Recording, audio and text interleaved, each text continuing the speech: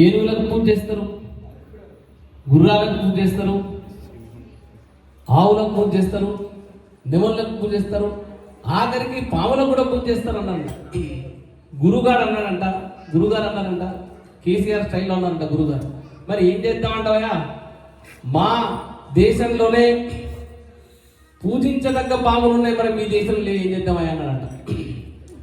పూజించడానికి పనికొచ్చే జంతువులన్నీ, అది ఆవైనా ఏనుగైనా గుర్రమైనా ఆఖరికి పాములైనా భారతదేశంలోనే దొరుకుతాయంటే ఇంకే దేశంలో దొరకవు, గుర్తుపెట్టుకోండి. అది మన సనాతన ధర్మం.